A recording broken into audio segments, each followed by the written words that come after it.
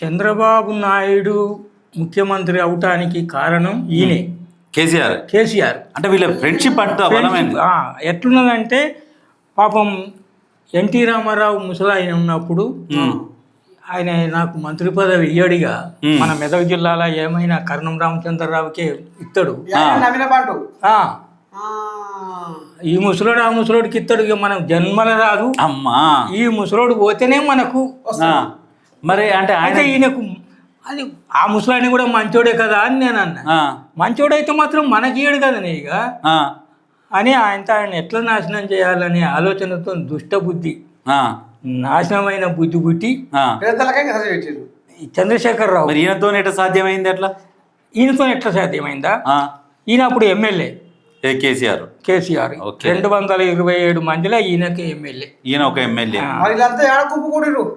అయితే ఈయన లక్ష్మీ పార్వతిని అడ్డం పెట్టుకొని ఆమె మీద ఒక బదనాం పెట్టి ఆమె చెప్పినట్టు మనం వింటే పార్టీ నాశనం అయిపోతుందని ఆలోచన చేసి లేనిపోని అని గుట్టించి ఆయన చంద్రబాబు నాయుడును ప్రోత్సహించి నువ్వు ఆమెను తీసి ఆమె పేరు పెట్టి మనం బదనాం చేసి ఇది చేస్తే నువ్వు ముఖ్యమంత్రి అవుతావు, నో ప్రాబ్లం.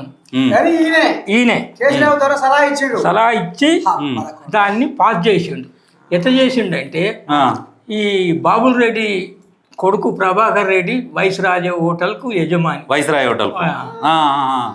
అప్పుడు ఆ వైస్రాయ్ హోటల్లో యజమానిని పట్టుకొని మొత్తం ఈయన క్యాంప్ పెట్టి ఆడ ఒక 6 మంది 7 మంది ఎమ్మెల్యేలే ఈయన కెరక. మన చంద్రశేఖరరావు మన తెలంగాణ. అప్పుడు కేసీఆర్ చంద్రశేఖరరావు అందరు. ఇప్పుడు కేసీఆర్ అని అలకగంటాను.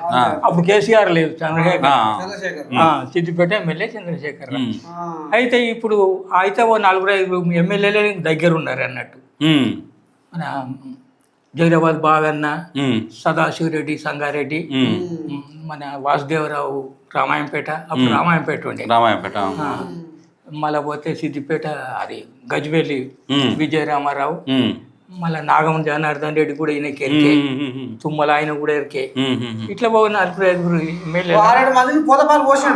పోతపాలు పోతే ఎవరైనా వీళ్ళతో సోపతి రెగ్యులర్ ఉండేది. అంటే మరి ఆర్థికంగా బలంగా ఉన్న వాళ్ళతోనే సోపతి చేస్తాడు. మొత్తం బలం ఉన్నోడు కావాలి, మళ్ళీ మోసం చేయడానికి ఈయన సపోర్ట్ చేసేటోడు కావాలి. ఈయన మోసం నిజమే. మోసం ఎట్లా చేస్తాడో ఆయనకి